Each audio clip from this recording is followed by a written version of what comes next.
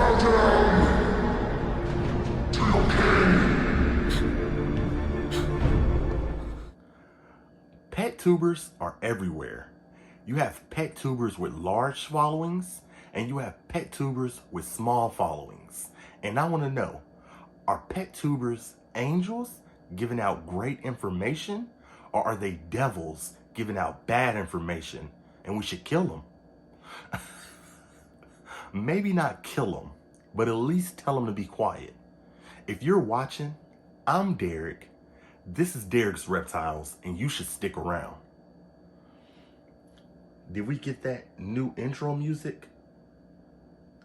Oh, you said a YouTube copyright strike. We don't need that.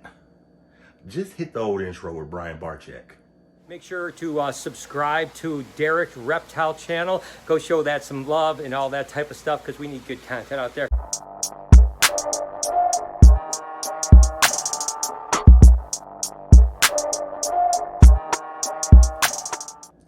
Now, when you get into the argument of PetTubers being good or bad, you have to look at it from both sides of the equation.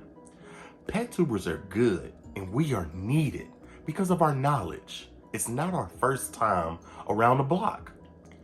For instance, you know PetSmart is bad.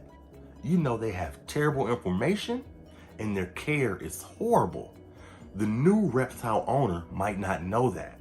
For instance, I got all my dog food from them for years. I never knew they had such a bad reputation until I got involved with Reptiles. And we all talk about policing ourselves, you know. The reptile community needs to police itself. Well, PetTubers are those behind the scenes police. You know, we're there to kind of police what you're doing. I guess that's a bad word. Not necessarily police, but guide you, you know. No, forget that. I'm using the word police, you know, because I'm not gonna lie. If I could, I'd write tickets if I've seen bad care, you know. If I see you put a ball python on Aspen, I'm writing you a ticket. No court date, and it's gonna be a $4,000 fine. PetTubers are great aids for new keepers. And like I said, I shouldn't say the word police, but it is our duty to pass on information if we know it will work. You know, if you see, hey, that ball python is not going to do good at 25 to 30% humidity, or that Amazon tree boa is arboreal. It's, you know, get something that it can climb. Tell them. But as a PetTuber, you have to know how to do this in a fun and respectable way so you don't run them off from the hobby. Now, I'm going to give you a disclaimer. Never listen to one PetTuber. You know, there's too many ways to get information nowadays. If you're just now getting into the reptile hobby, do your research. Get books. Get magazines. Get on Google.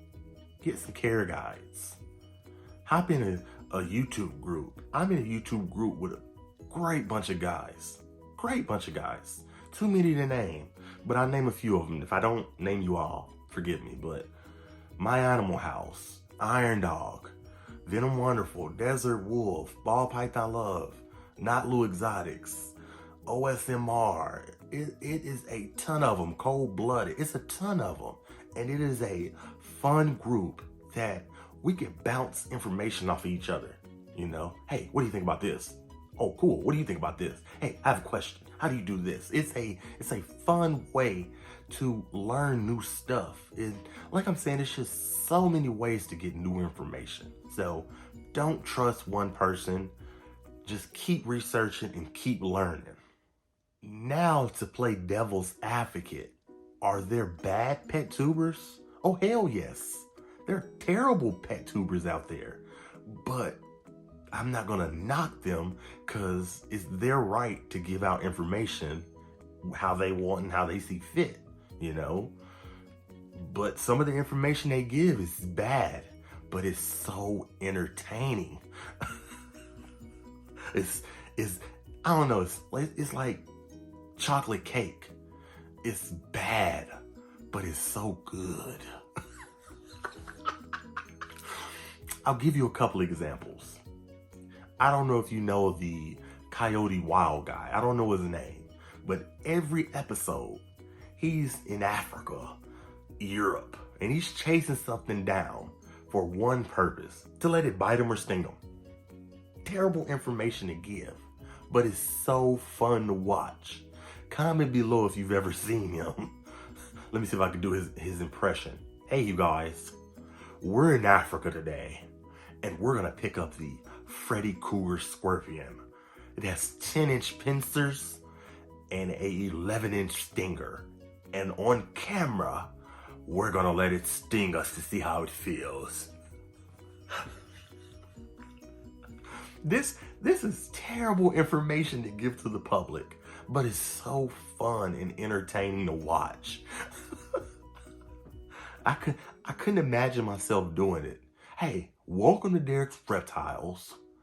Today, we're getting 10 fire ants. We're gonna put them on my arm and let them sting. No, that sounds like a bad idea. There are lots of YouTubers that give terrible information, but they're so fun to watch. I'll give you another one. The Lion King. Not Lion King. It was a Netflix documentary, The Tiger King. The Tiger King, Joe Exotic. This man had a freaking zoo. People came to visit, you know. This man didn't have no training with tigers. He just started buying tigers and opened up a zoo. Smacking chair. Jump into the chair, tiger. He gave out probably some of the worst information I've ever seen, but he's so entertaining. You can't help but watch him, you know? And it's like, if you do what he does, you know, there's a good chance the tiger's gonna eat your face off. Same with Coyote Ugly. I said Coyote Ugly. Coyote Wild. Super fun to watch. But if you do what he does, there's a good chance you're gonna get anaphylactic shock and die. What people don't understand is Coyote Ugly, when he lets these things sting him, I'm willing to bet you he's been stung twice. And let me explain what I mean. He has doctors over here, nurses over here, people over here with anti-venom off camera. Before he even shoots this for his YouTube, I'm 95% sure he lets them sting him to make sure his body is okay and he doesn't die, you know. It wouldn't be like me, you know, if I went and got a fire ant and it stung me.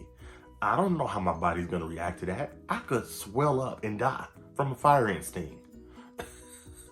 So that's what I'm saying. It's horrible information, but it's fun to watch. For instance, Tyler Nolan, one of my favorite YouTubers, super fun to watch. But if you do what he does, he picks up rattlesnakes and puts them around his neck. If you do that, there's a good chance you're gonna die. But all of these bad PetTubers, I don't bash them because it's their right to do what they want on their channel, you know. And me as a consumer, I have to be able to distinguish that's a good PetTuber, that's a bad PetTuber, that is entertainment, and I'll learn from him, you know. And I guess to sum it up, that sums it up right there, actually, you know. There are, in the hobby, there's gonna be good PetTubers, there's gonna be bad PetTubers. And who you follow and listen to will show in your care, you know. So if you're here and you're still watching, I appreciate you. Comment below. Tell me how you feel about it. Are PetTubers good or are they ruining the hobby? Are there good PetTubers? Are there bad PetTubers? And who are some of your favorite PetTubers? Hopefully, all y'all say Derek's Reptiles. I appreciate you for watching. Hit that subscribe button. Peace.